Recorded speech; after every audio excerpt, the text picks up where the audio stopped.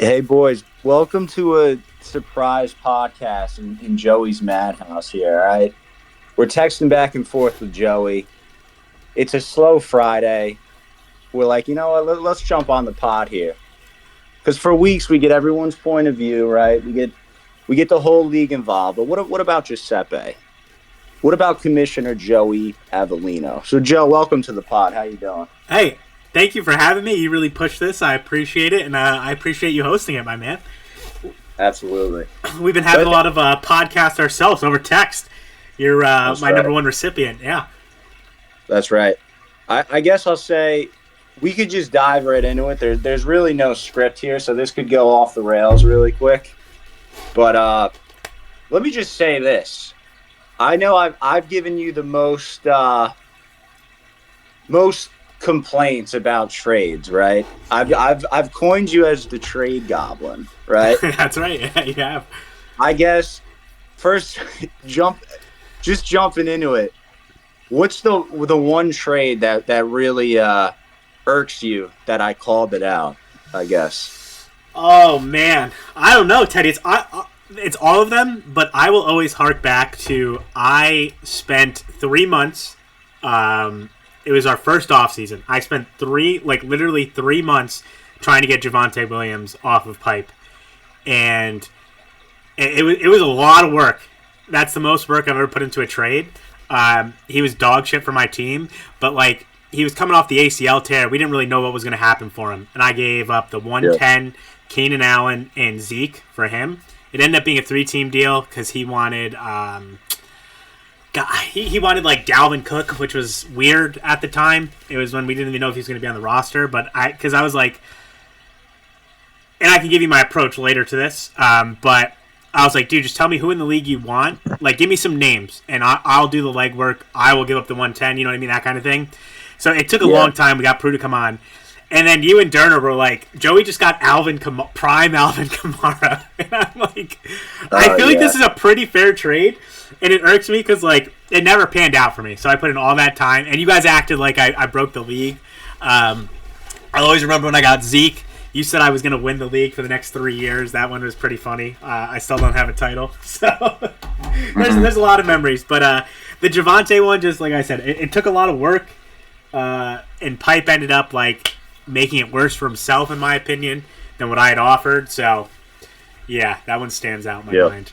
And it sucks because now he's great and I gave him away, but that's good. And I'll admit, too, I've been over the top with my complaining, but my goal there was always to just have the league think about it a little extra, you know? No, I get that. But, so, that's good. It makes it fun for me, though, right? Because, when I make a trade, sometimes my motivation is, sometimes I do a trade, I'm not even sure if it's, good for my team, but I kind of like the optics of it's going to rile people up, so I'm willing to take that chance. All right. Let me, Joe, let me ask you this, too, right? I punched in a whole script on ChatGPT here, but we're just going to... No, go ahead. Let me be honest, too, because I'll die on this hill. I give you a hard time with trades, but I think you're the greatest fantasy football commissioner of all time. Hey, so a little story.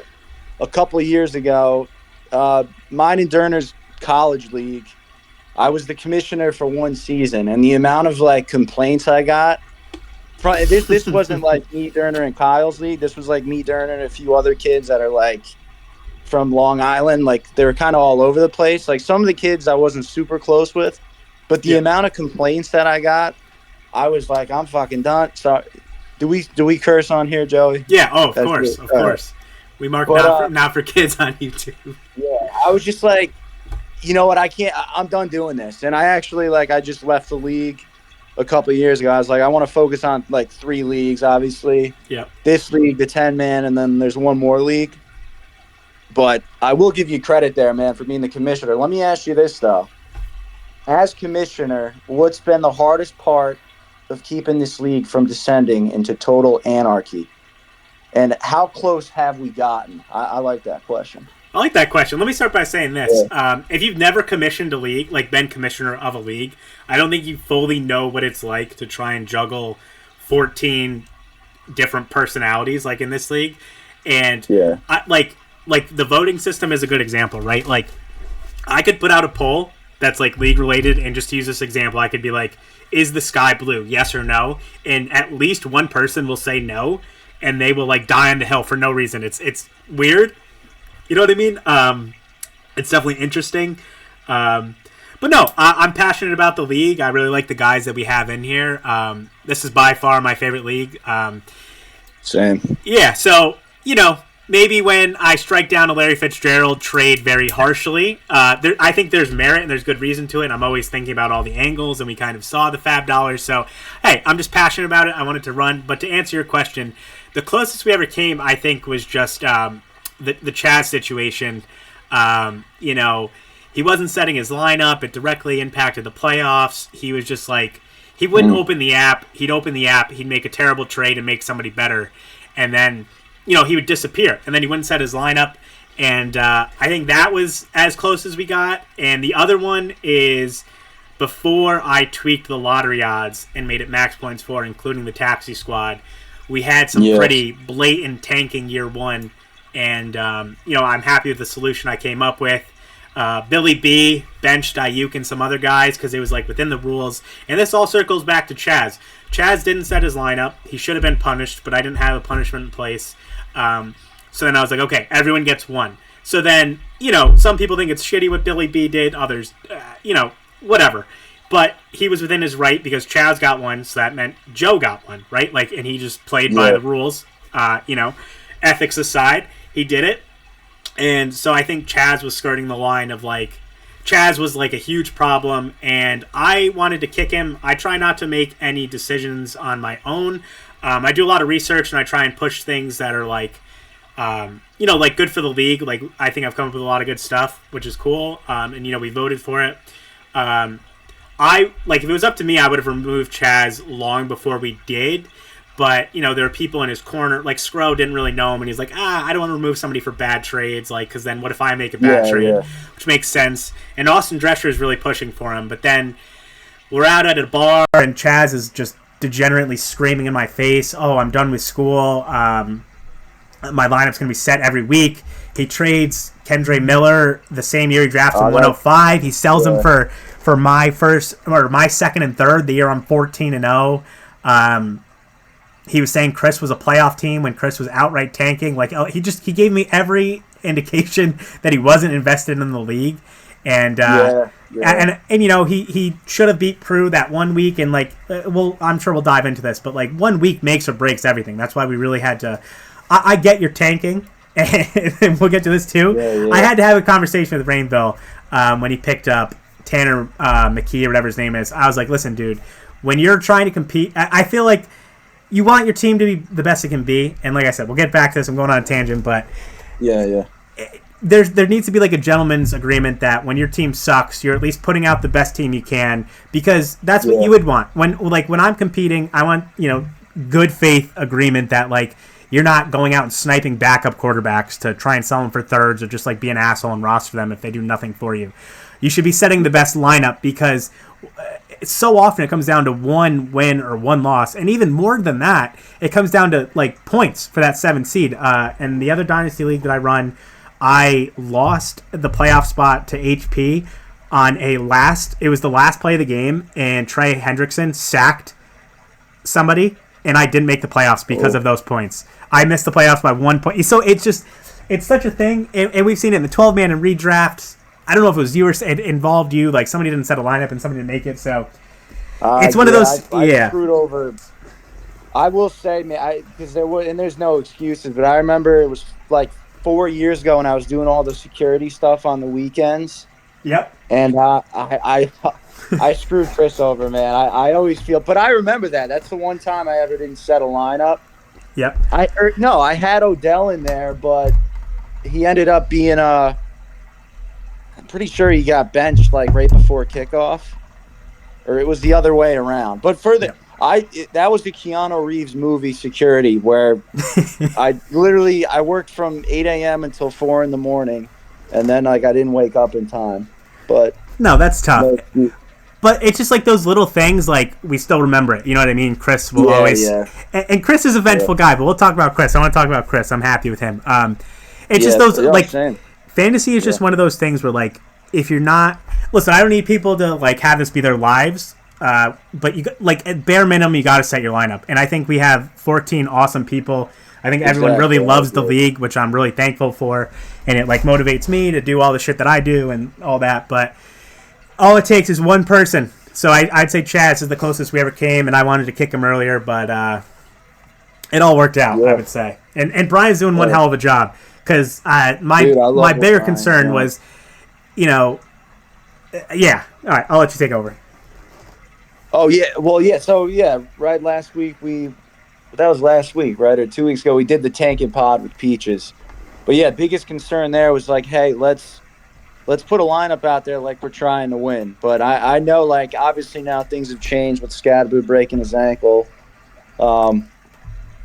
Peaches, I feel like I've been throwing Peaches through the ringer, so I want to go easy here, but. Jared Patterson, man, I probably would have went with Haskins over Patterson. But I don't know. Any thoughts around tanking, Joe, that you'd like to share? I think tanking is okay as long as, like I said, you're setting the best lineup. I've kind of sent this to you because, like, you've brought it up, and I think it's a valid point. The taxi squad to me, and this is just my own interpretation and like how I understand it to work, is the taxi squad should be people on your team who are like, maybe I'll keep him next year, maybe I won't. Like, you're sheltering these guys. Maybe it's your 3rd round draft pick, maybe it's a 4th round draft pick, maybe it's the guys you pick up from free agency who like have no business in your starting lineup. That's who I think should be on there. I don't really understand anyone having someone like Scadaboo after he's like playing and playing well on the taxi. A guy like Ibuka, like, you know what I mean? Like, if you plan on having a guy long term on your team, why, even if you're like the points count anyways. I don't get it because like I think Cam Scadaboo is an amazing example of that dude was awesome for like 3 or 4 weeks. If he's on your taxi, are you like, you're not even getting to enjoy it? Like, you know what I mean? In terms of you're not getting the points from it. He's still hurting your lottery odds if that's like your main concern. Like, they're still counting. But then like Joe could have won a week. Like, I mean, do you know how much fun it would have been for him having Scadaboo dropping 13, 21, 12, 30? And then he leaves him on the taxi, and all he ever got was a 9-point game, and he breaks his ankle. Like, the NFL is a tough game. You never know when these guys it's going to be their last play. So I feel like you should enjoy them in your lineup. But that's how I view the taxi squad. I don't really get it from the perspective of, like, I have guys who I don't expect to ever be on my team next year on my taxi squad. The rookies, like Caleb Johnson, I had him elevated because I anticipated him to help me, when I had Zay Flowers. Because I mean, like, like Dylan Luabe or whatever, he had no business on a roster. So like, what are you keeping the roster spot for? Is my perspective on that. Like, just put the rookie in there. You know what I mean? I don't know. That's how I look at it, though.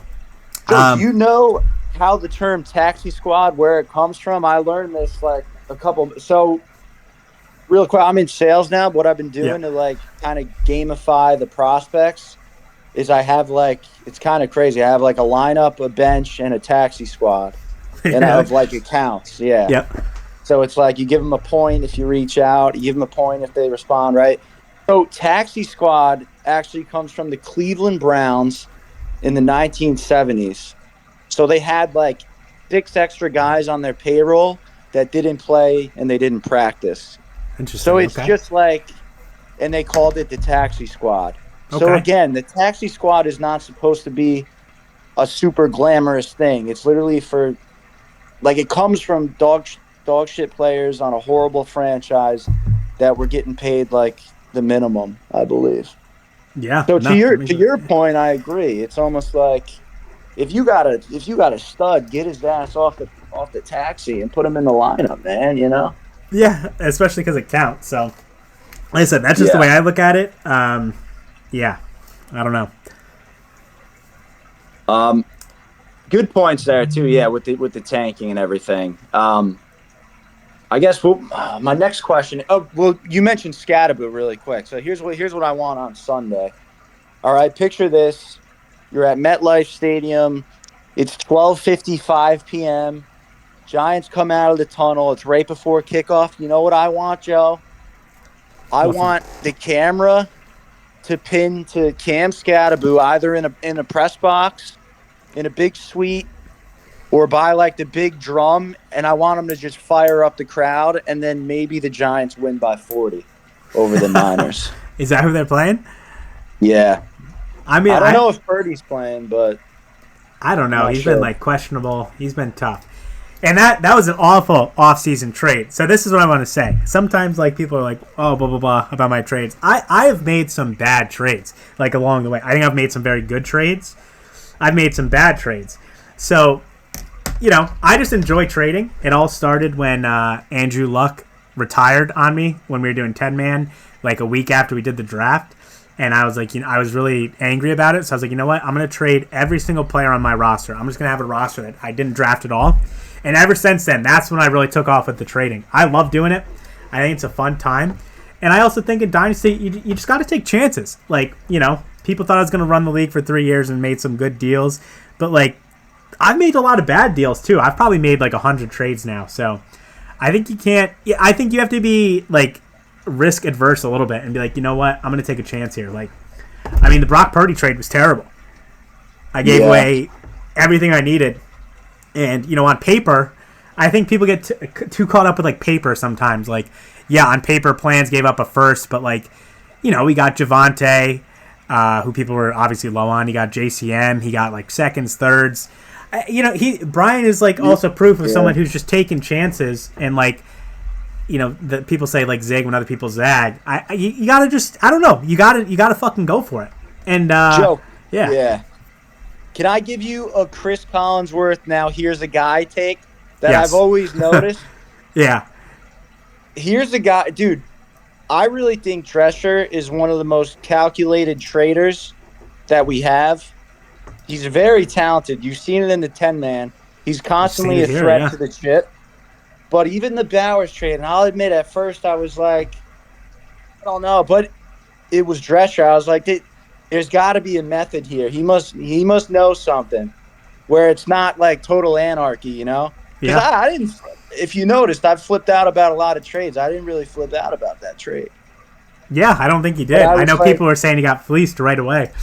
But it's like he got Laporte. I mean, you got Bowers. He'll be back this week. He'll probably roast me this weekend, but he watches his Bucks like I watch my Giants. He knew what Ibuka had. He got his guy, and he's always right there every year. Again, quick rebuild turnaround a couple years ago. He's got the chip. I got his name right here on the chip. Him and Derner. That's right. So much respect. That's your plaque's coming. Yeah, I was a little I was surprised at people saying it was like a fleece right away, but that's where it's just like one of those like the big names. I think when someone sees a big name move, the assumption is always like somebody got ripped off. I mean, yeah, he got the 106. He got Laporta. Yeah, I think Austin thinks about it a little more analytically than like just names. And he was like, I thought he gave a very good explanation of he's like, I'm giving up 3 points a game at tight end, but I'm getting a wide receiver who's a rookie that I really like. So yeah, and I think you think very similar. I think a big, and I don't think it's a secret, a really good. You got to watch showing your cards, right? But I've always thought of really good fantasy strategies with the quarterback and the tight end position. That's always a really good way to get a really good receiver or running back, right? Yeah. Like, I thought about trading Lamar, and I did this a couple of years ago in another league. If you have a Lamar Jackson or at the time a Gronk or a Kelsey in his prime, right, you could trade them, right, that one asset for 2 assets back. Yep. So you could be like, when I did this 6 years ago, I went to the championship. I traded Lamar Jackson for like 20-point Aaron Rodgers, and honestly, I think it was this was back when Marlon Mack was like a top 10 running back that year. I don't know. It was a weird trade, but it was like you get a top 10 running back and possibly a receiver in exchange for like a quarterback or a tight end, right? So right there, you got Bowers.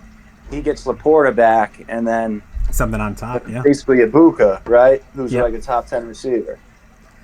Yeah, so that's right. Yeah. I mean, even I tried to, I gave up Hurts in the offseason. I mean, it was mostly because he kept getting hurt. He's gotten hurt all 3 years of the playoffs. But yeah, I just kind of wanted to, I wanted to do a 2-for-1 there. I kind of wanted to just, I wanted to pivot. Obviously, I bought him back. I don't know if you want me to walk you through that at all, or if people are curious about that. But so, yeah, what were you gonna say? Well, so my motivation to move Hurts is, as a Packer fan, I really like Jordan Love, and I think last year he was just hurt all year. You could see his rushing attempts were down. I think there was a big. I think it was obvious he was going to bounce back and play well. Because he got hurt week 1, and they kept throwing him out there even when he was hurt. I didn't really put much stock into last year. I didn't really care. They brought Golden in. I thought it was a good offense. I thought they'd move away from Josh Jacobs just a little bit. I still think, they feature him. Josh Jacobs is awesome, but I felt really good about Jordan Love. So I felt good moving Hurts, and I kind of wanted to, shore up the tight end spot. And I really like JMO. Last year was the first year I had him on Raw. And so I watched a lot of Lion games, and Amon's awesome, but JMO just had that game-breaking ability, and he's younger. Amon has the contract, but I was like, man, I was a little nervous or curious if the offense would shift a little bit and they would try and feature JMO a little bit more, just because every time that guy touches the ball, he's almost, it feels like he scores every time.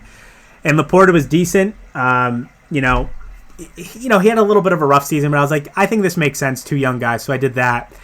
Then all off season, man, I could not. I only had Jordan Love. I couldn't buy a backup quarterback, and I'm just gonna dive into it right now because I knew you were gonna ask me about this. Yeah. And I have the league up right now. Chris, I'm very. Let me start with this. I'm super happy with Chris. I think Chris was a huge cop to start the league. He's kind of a little bit of a Debbie Downer. He was always combative with people. He's a little rough around the edges with people. Happy Chris and engaged Chris and talking to people. I think it's been amazing. So Chris is my surprise. 2025. Hey, good news I love it. too. Having a baby soon. Yeah, congrats to Chris. That's what it's all about. There's no coincidence that the baby's coming after he turned a new leaf in this league. I mean, the sperm just hitting different. The sex is hitting different. So I'm going to start there and say, Chris, I love what Chris is doing on that front. Thanks. What I hate that he's doing is I don't understand. All right, so Rebuilders, Joe Rainville got on the podcast, and he's saying how I'm not going to be competitive. I'm not going to pick up this player. I'm not going to trade for this player because why would I do that? Because I can't even fill a roster. I can't win a game. So if that is your stance, how can you also look me in the face and say, I need 2 quarterbacks on my team? Because Joe was so apprehensive, and he wouldn't trade Trevor or really Kyler. But if you're rebuilding and you're telling me you can't even put out a roster that's going to win a game, why are you concerned with who your backup quarterback is? And this ties directly into your other point, Teddy, where you said quarterback's a position where you can trade and get value at another position. Pipe is this. Skro just traded Pittman for... Skro is rebuilding. He has Burrow on IR. Burrow's coming back. Top 5 option. Why the fuck is Skro's priority to trade a young, good wide receiver for a quarterback? You can only play one quarterback. You can plan for injuries or whatever, but if you're rebuilding, you shouldn't care if your quarterback's hurt. You're not trying to win games. Why? I was worried about Burrow, man. Well, then you got to move Burrow. You know what I mean? I don't get it. Planning for your backup quarterback when you're not competing is buying insurance for a car you don't have. It doesn't make any sense. It's Griff is selling them Gap insurance and they don't need it. I don't get it. That's good. If quarterbacks are more and I'm not talking about Joe Burrow, I'm not talking about Josh Allen, I'm not talking about Hurts and Lamar, and somehow those guys are easier to get than these mid-range fucking people. Exactly. You guys did the Burrow trade and the Dak trade. I'm not talking about those top-end guys, and they've actually traded more frequently than these mid-tier guys.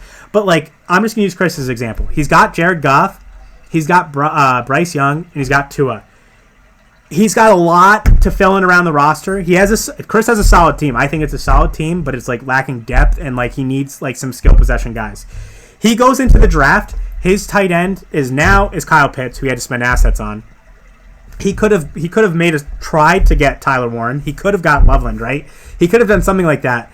Instead, he drafts his 4th quarterback in Cam Ward. 4 quarterbacks is crazy. You have holes on the roster. He needs running backs. He needs tight ends. He needs wide receivers. He says, I'm going to go for a 4th quarterback. And then I offer him this season a good second and a third for Tua, and he's like, no, I want to hold out. These rebuilders, I don't get it. I think, like I said, you just got to take chances on trades. Like, you're not getting that for Tua anymore. And it's like, listen, I don't get it. If your team sucks, you only need one quarterback. If I was tanking, I would have one quarterback, and if he got hurt, I'd be fucking happy about it because I would have no quarterback to play, and my max points for would go down. I'd suck for a year, and then I'd come back.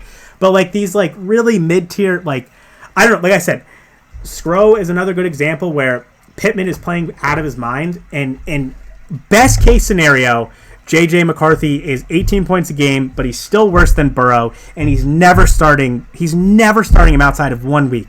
And if you're worried about Burrow, you got to get off Burrow, and you got to use that. Because, like, I look at the Rainville trade when he traded Stroud. Why did he was deep in a rebuild, he has Stroud, and he trades Stroud for another quarterback and a first? Why didn't he go for a first and like a running back or someone who's young and would help him? Like, what does the backup quarterback do? And he's never sold T-Law. His value's gone down. Listen, the hoarding of quarterbacks in this, and I'm talking about mid-tier guys. Like, shout out to Brian for selling Sam Darnold for 2/3. Like, the Tuas of the world and all these fucking shitheads, backup quarterbacks, should be very obtainable for a second. Like, no doubt about it. I don't understand having 4 quarterbacks on a roster. I don't understand Rainville. That you're competing, right? So I don't think you should have traded him. Your quarterback was your weakest spot. You're a good example of someone who should be hoarding or having multiple quarterbacks on your team, right? Like, I got Riley Leonard if Jones gets hurt too. That's the big thing. But I mean, why would you? If you're competing, why would you get rid of them? But like, why is that the position people are hoarding? Because people see like Josh Allen go for a decent bit, and they're like, oh, or like Baker Mayfield went for a lot at the deadline. I think people see this is another problem. And I'm just completely ranting right now. But another problem, I think, is, like, people thought Matt got a lot for Baker. Or was it Matt who... Matt and Joe Caldera. I thought it was a pretty even trade, honestly. And I know people flamed Matt for it. But I thought it was a pretty solid trade on both sides. People will see a trade happen, right? Like, they'll see Joe Caldera going and buying a quarterback for what they perceive to be a lot. So then their mindset becomes, oh, that's what I'm going to get.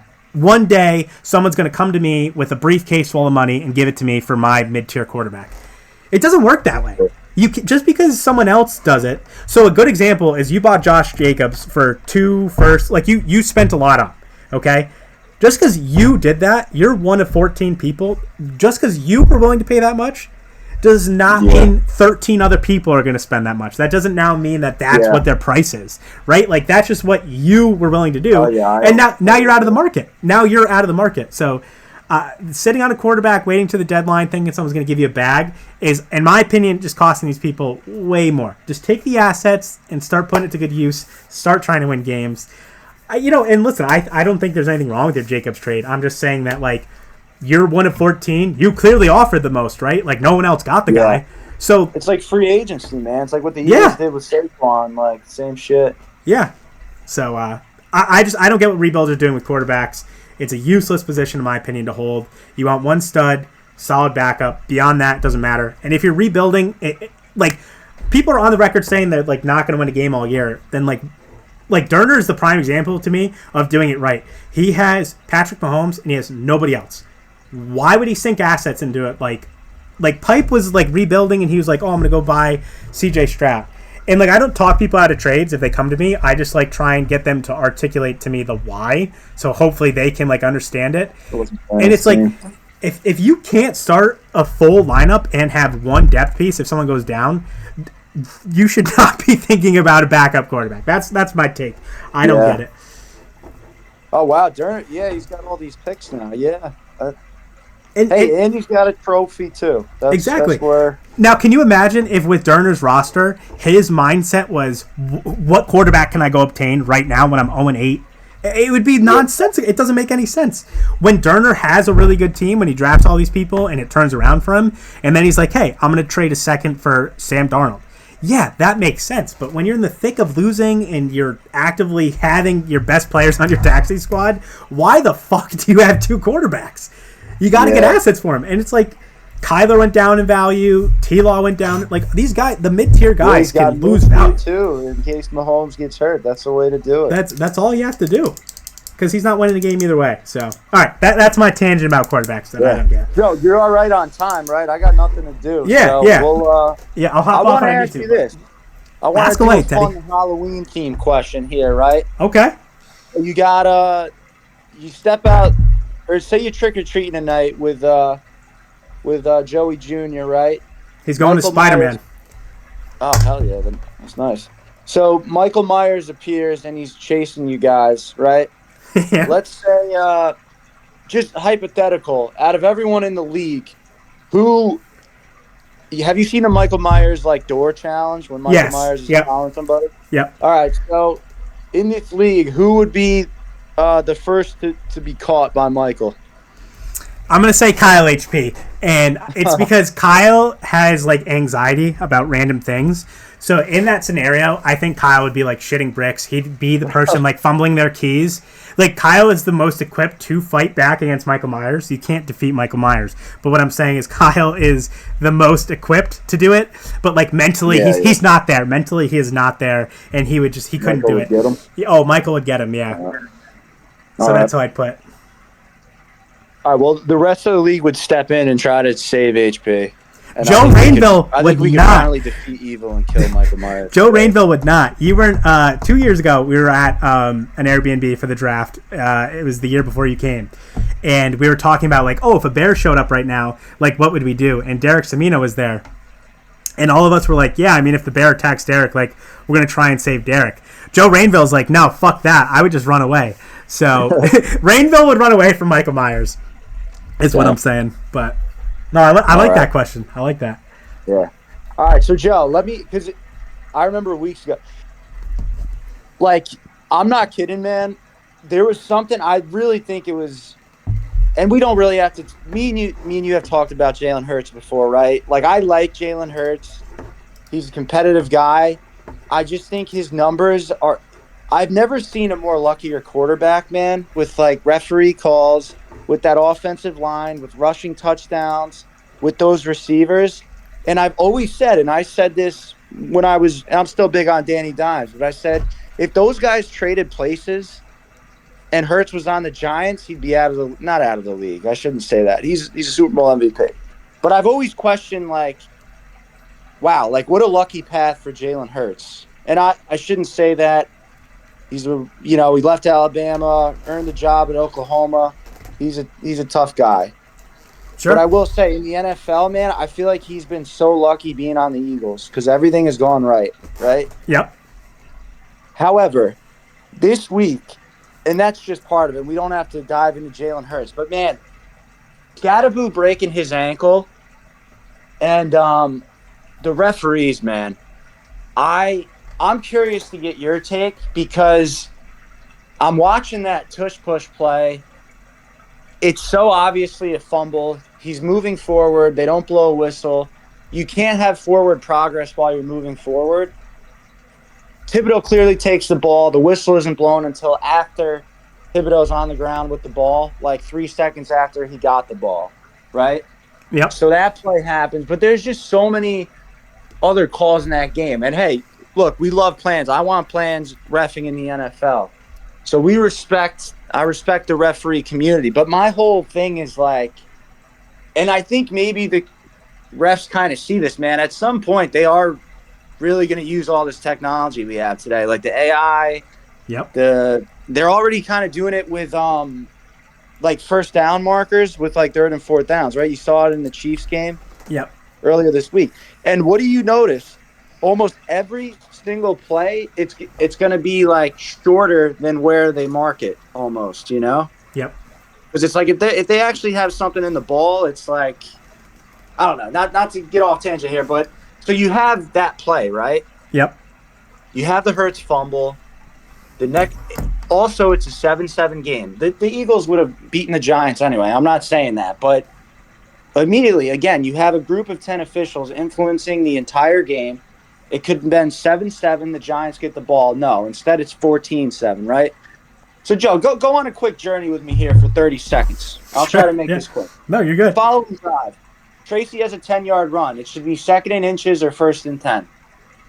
But they say block in the back on Wan'Dale Robinson. I'm not sure if you saw that play, But if you're a Giants like junkie like I am, there was a horrible block in the back call where the guy's diving at Tracy to tackle him, and they said Wandale pushed him, right?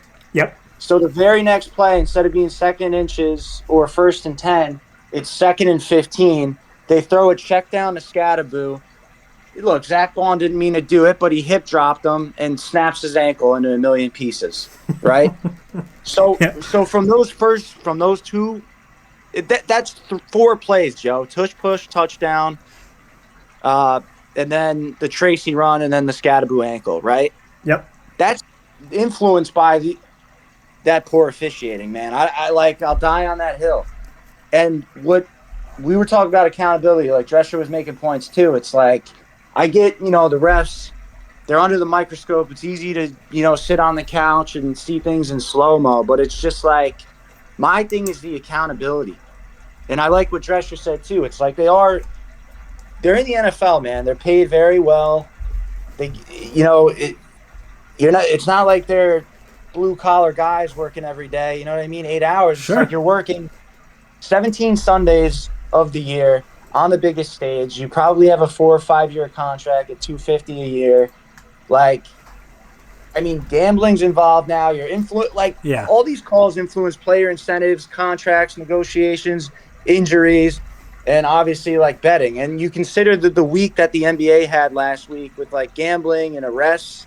Yeah, that was bad. You would think they'd be on their shit, and you would think that, hey man, someone would call in and be like, look, that wasn't forward progress. Just say you reviewed it and it wasn't forward progress, but they don't do that, right? Last thing I'll say, the Slayton touchdown. The New York media right now is back to bashing Darius Slayton. He can't catch a ball. Everyone already forgot about the 70-yard touchdown that would have been, right?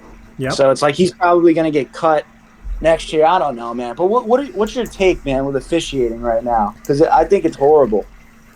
I don't think it's great. I think there's just, and it's probably like this in any sport, but I think it's just there's too many subjective calls, and there's too many times where I think you said this, it's 3rd and 15, 3rd and 20. There's a holding call where someone grabs the jersey, automatic first down. I don't think anything should ever be an automatic first down. I think it should just be unless it's pass interference, right? Because then inherently, if it's 40 yards down the field, it's going to be spot of the ball. But holding and all these things, I think you got to give them 5 to 10 yards, and if it was 3rd and 15, make it 3rd and 5. Because I don't know, I think it happens too often, and I just think the calls in the NFL just feel more subjective, in my opinion, than other sports. Last night we saw it. I sent you the message about it this morning. Ollie Gordon slips. He's not tripping anybody. He just genuinely slips, and then that negates a 45-yard play. I think that I read something that I really like this. It feels so often that there's a big play and then something gets gets called back for a variety of reasons. I think when it's 60-40, you know what I mean? When a ref's in the moment and it's 60-40, could be, could not be, just let him play. You know what I mean? That's the thing, man. People are more upset, especially with gambling now and fantasy and all these things.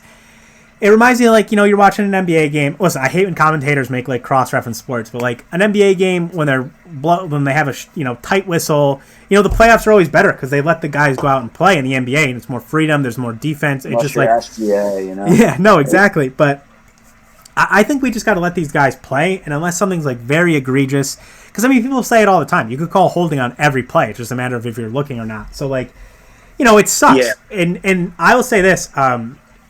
It's hard. I don't watch every game. I'll put on one game and then I'm watching something on the Sleeper app. Last year, I can't tell you how many times Nico Collins and Sleeper would come up and be like, Nico Collins, 75-yard touchdown, and I'm like, fuck yeah, let's go. And then there's a delay. I'm not seeing the next play. I'm like, is he hurt? Did something happen? And then they're like, oh, Laramie Tunsil stepped 2 feet too far, no touchdown. And it's dude, come on, man, that's not good for the game. Last week, Nico Collins, I'm watching. I needed 6 points from him, or 7. He got 6. He got a concussion, but there was a play earlier. He had a 40-yard catch, and they called the legal man downfield or something. It's happened to him so many times, and it's yeah, maybe the guy was down the field, but did it actually? I think there should be some, and I don't know how you do this in the bang bang thing, but there should be some level of relevance to the play. You know what I mean? That's just my opinion. I just think it's annoying. Like, Waddle had a 45-yard catch. That could completely change the game. You know what I mean? Like, exactly. And Joe, like, the biggest thing here, it's 2025. We have all the technology in the world. Don't tell me it'll slow the game by that much. You have New York calling in. These refs also, another thing, is they huddle up anyway after, and they like to talk about it. Like, right? They huddled up after the Gordon play last night. Yep. Right? Yep. Why can't somebody just call, like, within 10 seconds, hey, man, you missed the call, he fell. Okay, got it. There's no flag for unnecessary roughness. Why can't they just do that? With the forward progress, why can't they just do, like, but they say that they can't. That's what pisses me off. Like, what do you mean you can't? It's clear and obvious. Like, just make the call, you know? No, I agree. And I think, like, I don't know, the flags are never good for the game. Obviously, when stuff's egregious and, like, you know, if they don't call it, then someone's going to complain. But I just think it's better for the game. Like, you know, let the defenders have a little bit more wiggle room, let offense have a little more wiggle room, and just kind of let the guys play. And the problem is, like, there's just too many subjective calls in the NFL. Like, pass interference is 100% subjective. You can't review it. It's just whoever's looking at it and gets to make the call, gets to make the call. Whether it's right or wrong. Roughing the passer is another one. That's just, there's no there's no, like standard to follow. It's at their discretion. All of these things are just at their discretion, but, like, roughing the passer can completely change it. Like, the head of a quarterback, right? Like, and Joe, this is the other thing that they have to figure out. The whole thing with the challenges, what is it? You get 2 challenges a game, right? But how many times do you see it comes down to, like, a 70-year-old official staring down the goal line? If he says you're short, you have to challenge it, right? So he could be 50-50 in his head. He might have no idea what he's going to make, right? What call he's going to make. If he calls it a touchdown, no big deal. You'll just review it. But if he says you're short by an inch, you got to throw a challenge flag. And, like, the sequence of Debo and Terry McLaurin, dude, right? And Debo didn't catch the ball right away. The old guy's waving his arms out like he's out of bounds. Debo's feet were in. And then the very next play, I'm sorry, I didn't think that was close. That was so obviously a Terry McLaurin touchdown. And again, the guy says out of bounds, but he forces Washington to challenge. Like, I don't understand that. Just call it a touchdown and review it. No, I agree with that 100%. Yeah, I agree with that 100%. Oh, man. It really all came from, I think, Scadaboo breaking his ankle after those, like, 3 plays, dude. Because that really frustrated me, man. Rightfully so. Let me ask you something. What would you have traded for Cam Scadaboo to get him off Joe? What do you think he was worth? I'll be totally honest. In the beginning of the year, I was like, this guy, he seems like a slow. I didn't think he was going to be, like, this good. Yep. I would have. Maybe probably a second. Okay. But hey, man, I've been saying this. I still think there's a lot of value with Tracy. You got to look at the Giants roster. They don't even have receivers, really. This kid was a receiver in college, so they're going to give him the ball now for the rest of the year. Like, so I always thought Tracy had the value. That's why I was saying, like, we talked about Tracy before on the last pod. We did. Yeah. All right, Ted, what other questions you got for me? That referee shit out. I needed to be on a pod. He's like therapy. You're good. Hit me with something else. What else you got for me? What about just kind of? So we talked a little bit about the Josh Jacobs trade. Do you think that shifted the rankings at all? Because I feel like Dom. I feel like I have a chance to beat Dom now that I have Jacobs. And that was always the goal. I think it basically just brings your team back to last year, right? Because, like, I just looked at it as, like, you had some things. And with Flacco there, it's a little bit better. But I looked at it as, like, T. Higgins was underperforming and Chase Brown was underperforming. So you're basically just, like, had Chase Brown been good, like, you're just kind of, like, filling that back in. I thought it was a big trade. Yeah, I mean, you paid a lot, but like you said, on IR. Breaking news. Travis Hunter on IR. Wow.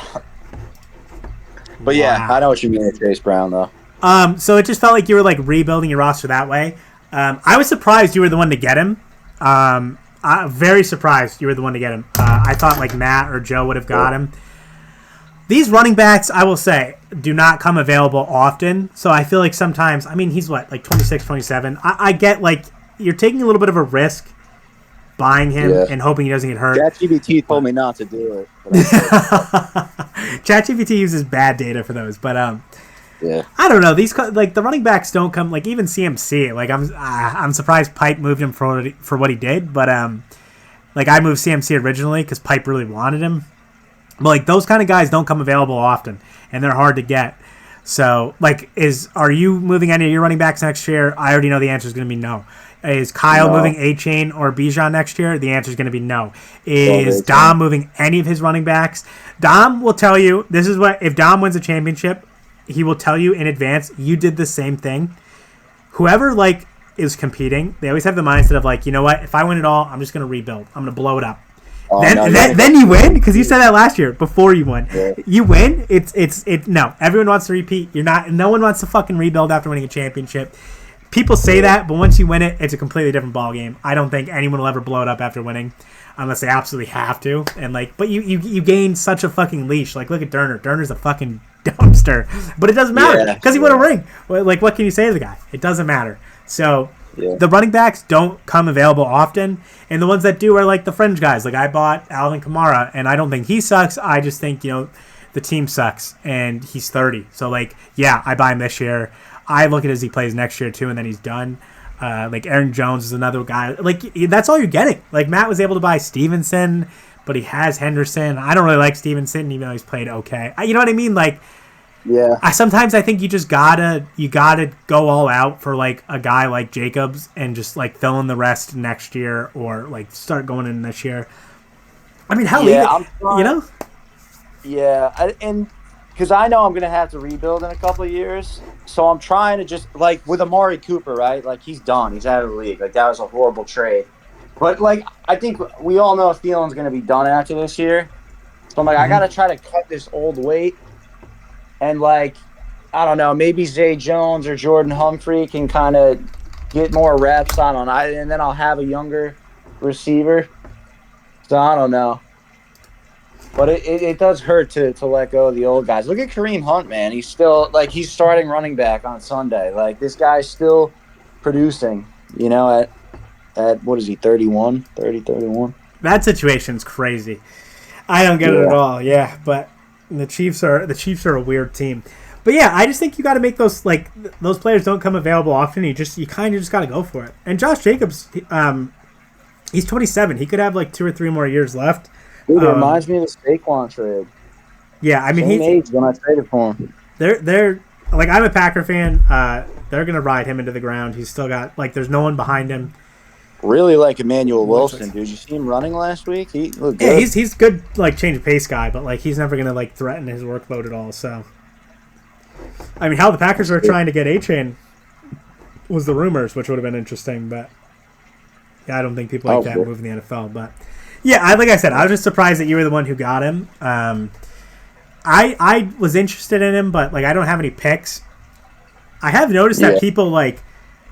I'm curious. I want to see like a rebuilder sell a big name, but like not just for like picks. I'm like curious to see someone move like someone like Jacobs or someone big name like that, but get like younger guys.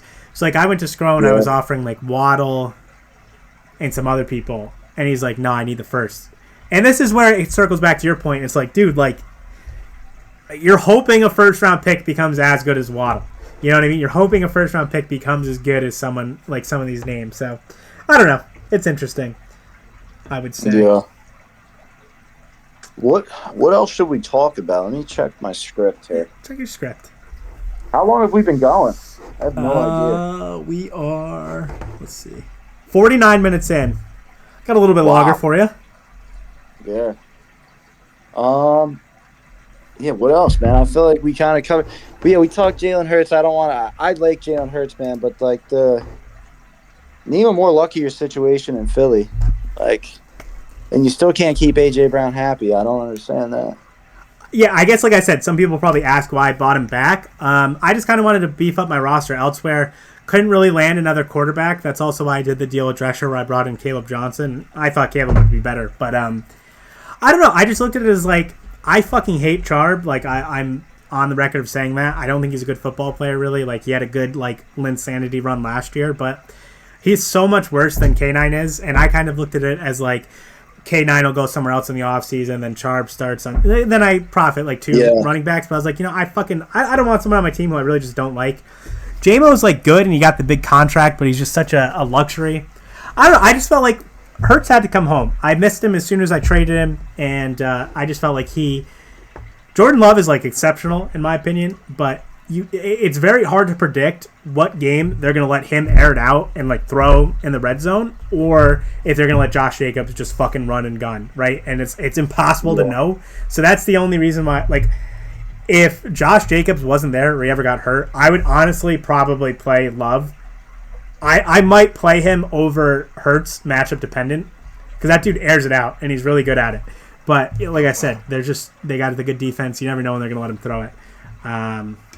Yeah. Let me tip my cap to some people here while you look at your script. Oh, yeah.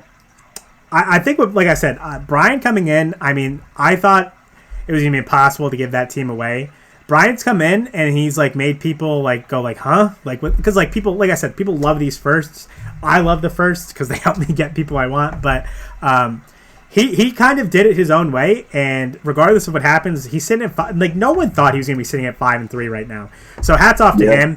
He's taking some chances. This is what I want to talk about. Brian plans will trade for a player like Javonte Williams, like JCM. Brian trades for players before they have a good game. He's like, you know what? I think Javonte could be good, so he gets him before he ever plays a game in the season.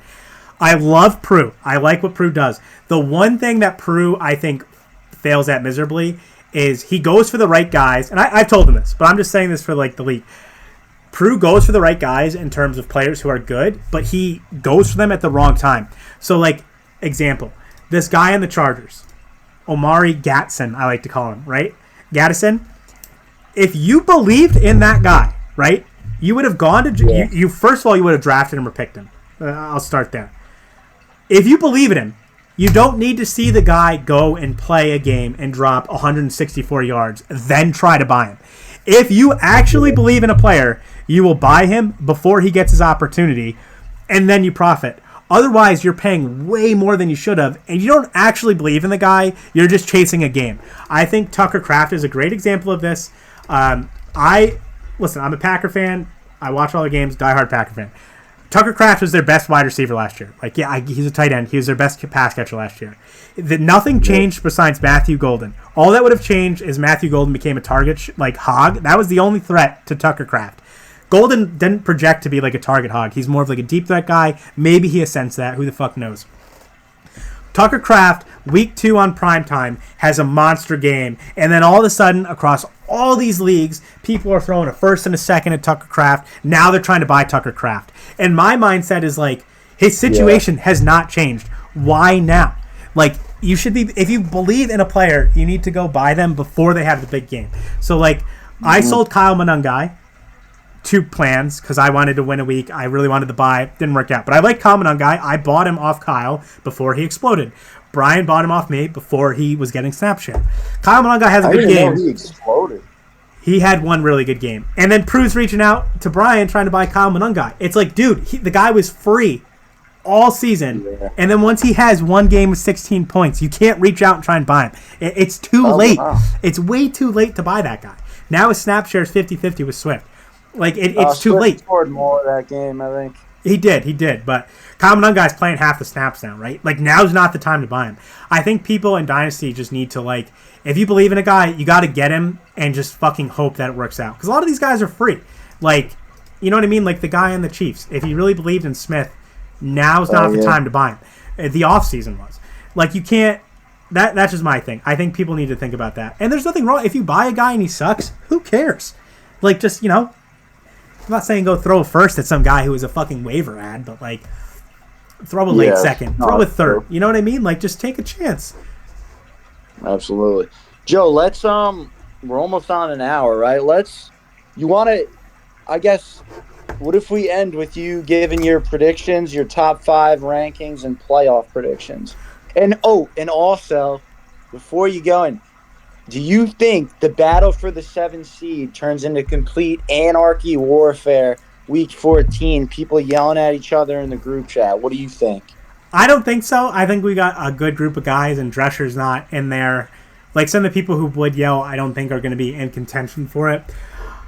Let me look at it right now. Like, Skro's going to falter. Skro's a guy who's, like, he's, like, dug into, like, rebuilding, but this is, like, the best record and, like, situation he's had. I think he should have blew it up last year. Like, why isn't Skro considering, like, buying like, Skro sells Josh Jacobs, gets a fucking crazy haul. Why isn't he at least toying with the idea of, like, why don't I go buy multiple players with these first and, like, young guys? Like, he doesn't have to buy old guys. Like, I don't want to see Skro dig his feet in like this, but he's already made up his mind. Like, Skro could have, like, allocated assets to go buy young. Yeah, I don't know. That's just, it's interesting to me. I think people make up their mind and can't pivot. So Skro, I think, falls out of it. It's going to come down to Matt and Brian, I think. And, like, those two aren't going to really, they don't know each other enough, and I don't think they're going to, like, fight with each other. You know what I mean? But I think that is where, like, that's kind of what it's down to. Pipe's 2-6. I think he sold CMC. So I really think it just comes down to Matt and Brian, and I think it's going to be damn close, but I don't think there are two people who would, like, fight with each other. And also their points for are, like, separated by 2 points. So that's going to be super interesting. I'm really curious. I don't know if they've played or not yet. I feel like they have, but that's kind of what I want to see. Joe, week 13, right? Mm-hmm. Plans plays. Who does Plans play? He plays you. Oh, he plays me. And Padla plays Peaches. That'll be a big week 13, man. It will be. But I think, so Plans plays Peaches right now, so that's good for him, assuming he gets the win. So he still has him on the schedule. I'd have to look, yeah, because who has the tougher schedule? I have Plans next week. Matt has Kyle. It's going to be interesting. Matt looks like it looks like they both have a hard schedule, like, remaining. Yeah, it does. Well, okay, yeah, it looks like they have pretty even schedules moving forward. But to get back to your other question, my top 5. I think Dom probably has the best team on paper. I mean, he's scoring a ton of points even with guys out. That CMC trade was really good for him. I'm very curious to see if CMC holds up. That was my biggest, like, reservation with that guy. Like, I don't know how he stays healthy with how much they're giving him the ball, but it seems like he, like, misses a year and then he's, like, really good. And then I don't know. I'm not, like, saying anything like that. I just I mean, it's tough to say. Like, Dom has the best team on paper, I think, but, like, there's multiple weeks every year where, like, he scored like 100 like 1 week and then like 160 the next week. It really just matters who is ascending at the right time. Or maybe he didn't score 100. I thought I saw it. Okay, yeah, he had people on buys. I don't know. It all comes down to, I don't think any of these weeks really matter right now as long as you make the playoffs. I think, like, last year, you didn't really look like a threat to win it, in my opinion. And then right at the end of the season, like, everything clicked. Erupted, dude. Yeah, so Feeling erupted. Yeah, so it's hard to, like, it's hard to say. So I'd put probably Dom at 1. I'm still going to put myself at 2. I've been battling a lot of buys and injuries, but I really like, especially with, like, Bowers back and, like, Wilson back, Nico Collins back. I think Waddle, like, Hill not being there has made, in my mind, Waddle, like, a top 10 guy that I basically inherited, who was, like, originally not even going to be a starter for me. And he was playing well with Hill there, but, like, he's cooking now. So I'll put myself at 2. I'm going to slot you in at 3. Respect. I think I'm going to put Kyle at 4. I think. Good team, yeah. Kyle's got a good team, but it's like iffy in some ways. Like, there's just a lot of people on his team who are, like, they themselves are good, but it can go a lot of different ways. Like, Bijan randomly had a bat. Like, his team is very tied to, like, specific outcomes. So we're like, if the Falcons suck, Kyle will lose that week. Yeah. He just, like, tied to certain, like, shit like that, I feel like, oddly enough. He's got to figure out who to start at tight end. I don't know why he took on Justin Fields. Again, Kyle's, like, saying he's a throw. Like, I don't know the inner workings of that deal. Like, I have no fucking idea. So if he was just a throw in, whatever. But I was surprised he brought in Fields. Like, I don't know if he paid more to bring in Fields or he just got him thrown in. I'm not a Ferguson believer. Guy's been incredible all year. We'll see. Now that CD's back and whatever. So Kyle at 4. I'm going to put Drescher at 5. He's just kind of had a lot of injuries, but his team still seems to score. I think Trevor's going to continue to decline. That's why I traded him. He always starts out hot and then falls off. But if he gets Bucky back, and Drescher's still got a really good team. I think anyone could win it who makes the playoffs. To be honest, like even Plans is putting up 150. Like Matt's got a good team, like that can pop off from time to time, and like is consistent. So close, dude. If the Patriots used Henderson the way they should, Padler's right there, man. He's right there. No, I agree. And then like Billy B. Billy B's got a really good team. Like Rashee Rice looks awesome since he's come back, so he's sitting. That's a good team for him. I think he has picks. He needs to figure out. He's got to figure out his flex, in my opinion. And I think I'm not a Kyron guy. I don't care. I just don't like Kyron. Like I'm too biased to really speak on that. The Pittman deal, I think, was one of the biggest steals that went under the radar, in my opinion. He got the 7 ranked wide receiver right now, who's always been good. He just wasn't good last year because he had Anthony Richardson, who's ass. He's the top 5 quarterback, dude. And he gave him it was a late second in JJ McCarthy. That is a deal that did not get enough scrutiny. I think that deals don't need to be critiqued too much, but that's one that I look at and I'm like, how the fuck did no one think that this is batshit crazy? JJ McCarthy doesn't look good at all. I don't get that. Pittman's 28, still got a few years left. He's on a con. I don't get that move at all from Scrum. McCarthy draft pick by Minnesota. No, he sucks. Yeah, I don't like he's that. He's built like he looks like a little frat kid. I don't know. No, I agree. So I think any team could really win it. Okay, I do too. But yeah, so anyways, I think any team could win it. It's just going to matter who gets hot at the right time. That's what I'm optimistic about because I got a lot of these guys injured coming back, so I still feel really good about my odds. And I'm really happy. Okay, final 2 questions. Number 1, are you going to give me a dose of Samaje Perine? And number 2, does Adam Thielen score a touchdown at plus 900 on my 30th birthday? I think that you dropping Thielen, I told you, I think he chewed up and spit out what you wrote. He's pissed. He's coming with a vengeance. I think that was a very bad in-season move by you. Just because that's an off-season move. That is an off-season move through and through. And I think that was a mistake on your end. You seen his snap share, dude? He's got 19% snaps. That's okay. I just added him. Locker room guy. It's Zay Jones. Did you get Zay Jones is 30, man. I mean, I don't see. I did. I had to do it. To him. So, yeah, he's gonna give us everything we need to know in this locker room. Perine, I'm in between Jones and Perine. We'll see. Perine has a better matchup. It's hard to think that I'm starting that guy 2 weeks in a row, but he was good last week. Yeah.